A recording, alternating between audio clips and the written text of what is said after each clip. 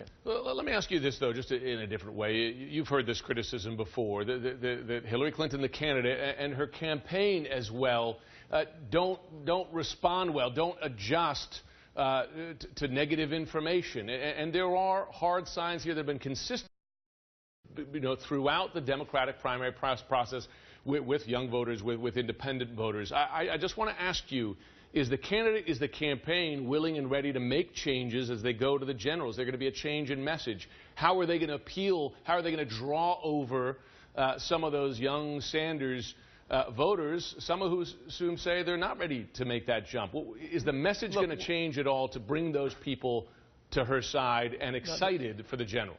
The message isn't going to change because it's been a winning message in the primaries. As for the Sanders voters, we want to engage them.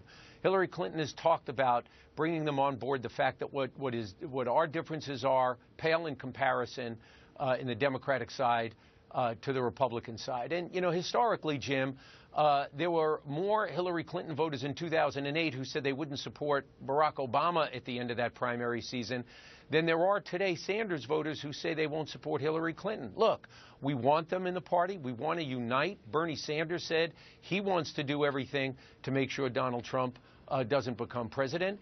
And, he'll have a role to play in that as well. But, of course, we're reaching out to them. But our message around climate change, around real immigration reform, embracing LGBT Americans and talking about their equality, not just in opportunity, but in the way they're treated and fighting discrimination laws.